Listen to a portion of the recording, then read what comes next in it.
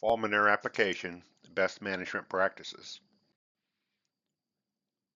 In the fall is a common time to apply manure, and when we consider manure application, we just need to remember that both solid and liquid manures have both organic and ammonium nitrogen in them. Manure is really good for the soil. It can improve the capacity of the field to hold water. It can have that organic nitrogen become a slow release nitrogen. And if you have cover crops, you can capture the ammonium portion of the nitrogen to a great extent. But this time of the year, when the conditions are favorable, namely it's fall and it's dry, the fields are firm, is a good time to consider manure application. We encourage people to evaluate their fields, especially if it's a field you've not applied manure to before for some reason. Look at soil cracks. If you have numerous soil cracks, that's an opportunity for the manure to travel down to field tile, and you want to do something to take care of that. Usually tillage is the best, till to a depth of 2 inches or so. Also look at surface drains in the spring when crops are planted in the flat, heavy clay soils of Ohio. We put a lot of surface drains in, and those are still in place even after harvest. So be sure you understand where they're at. Also, be sure you look for field tile blowouts, places where a tile may have broken during the year, and we have an opening there where the soil has gone down into the field tile. So we want to be watching for those and any other low places that might have upstand drainage pipes. A lot of fields have old clay tile. Again, kind of watch for that if you know anything about the field in advance. And then if the field has control structures, which many of our fields do, we'd like to have you close those in advance of manure application. Now, we really encourage people to understand what's in their manure. We know what crops remove in the area of P2O5 of phosphorus, and we also know what manure contains if we have a manure analysis. So it's pretty simple to do. You try to get a composite sample where you've, during a loading process or something, you've mixed several samples together in a bucket and gathered a sample about the size of a pint jar, and then get that to a lab. There's more than a half dozen labs in Ohio that'll test manure, and you can Google those pretty easily or contact your extension office. Once you get your test back, if you want to know more about how to match that to your soil needs, feel welcome to reach out to Extension. We also need to look at the weather forecast. Every watershed and state has different rules on manure application. Those of us who live up in the Western Lake Erie Basin have the strictest rules. But if there's a chance that the manure does get away from you, even in the remainder of the state, they're going to look at the rules that we follow as recommendations for your parts of the state, and that will be what they would base a violation on. We also want to be particularly conscious of the not greater than a 50% chance of more than a half inch of rain in the next 24 hours if we're doing surface manure application.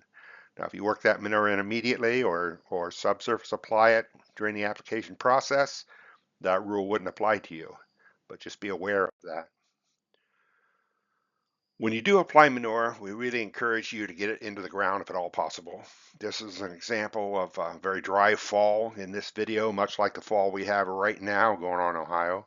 And any chance you can to incorporate manure is going to make sure it stays on the soil, in the soil, better than leaving it on the surface.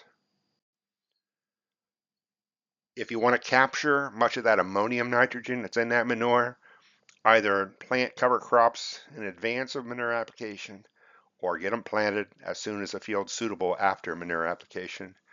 Cover crops won't germinate in particularly dry soils, so sometimes we'll have farmers that will plant the cover crop and then put the manure on top of the ground, and that'll provide enough moisture to get that cover crop out. But that'll grab a lot of that ammonium nitrogen in that manure, and there'll be something that'll be converted into roots and stems and leaves, and it becomes organic nitrogen in future crop seasons. After you've gotten your manure application done, we always encourage you to kind of keep eyes on the field. Monitor tile outlets. Be sure you don't have any dripping of manure coming out of those tile. Monitor surface ditches and streams. If If there's old clay tile that was in that field and it began to work magically after the manure was applied, you can see that show up in a ditch or a stream. It doesn't take very much manure when ditches are warm, the water is warm, and flow is low. It doesn't take very much manure to kill a lot of fish, crawdads and other aquatic creatures. And also have a plan if you have a manure release or escape of some sort. And by a plan, how would you get that done? In this example, the farmer closed in the ditch, he caved it in, dug a sump, and he's removing the manure using a pump.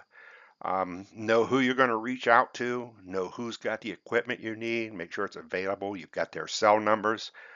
If you have an issue, be sure you contact the proper authorities. For most of us, it would be the Soil and Water Conservation District in our county, and then show them that you mean well. Let's start removing the contaminated water and manure from the ditch. Try to mitigate the water quality by shooting the water up into the air through a trash pump or something. You can add a bubbler that will make that add some oxygen to that water. And then sometimes you'll call in a water tanker to add some fresh water to that ditch or stream.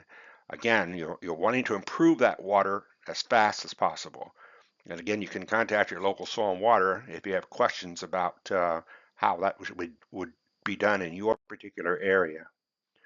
Now, if you do the fall manure application, many farmers don't give near enough credit to that fall manure when they go into spring planting time. So when you would typically go into a field and side dress corn, you can do what's called a pre-plant side dress nitrate test. It's something that you can see how many parts per million of nitrogen is in that soil. And based on this chart from Purdue, when results come back, if you have less than 10 parts per million, you would put on your normal rate of side dress fertilizer. So if 150 pounds per acre is your normal rate, that's what you would apply. But if you have higher parts per million, if you have, let's say, 16 to 20 on this chart says you could back off 45 pounds per acre of your side dress nitrogen. And we've used this chart in some research at OERDC Northwest Branch and been pretty pleased with the results. And it says here if you're greater than 25 parts per million, there's no need to add side dress nitrogen. So just something to think about. It's not commonly used in Ohio. It's probably something we underutilize if I had to make a point of it. For additional resources, you've got ohiosoy.org, the Manure Science Review. We usually do an annual educational event in the state of Ohio. Brookside Labs, NL Labs would be other sources. And then, of course, we have the North American Manure Expo each year. In Ohio State, Glen Arnold is currently the manure specialist, and I'd be happy to work with you as much as possible. So there's my contact information. If you have questions about manure application in the fall, feel free to reach out to me, or if you have questions about that PSNT test next spring, again, feel free to reach out to me. Thanks for your time. Thanks to the Ohio Soybean Council for the funding for this.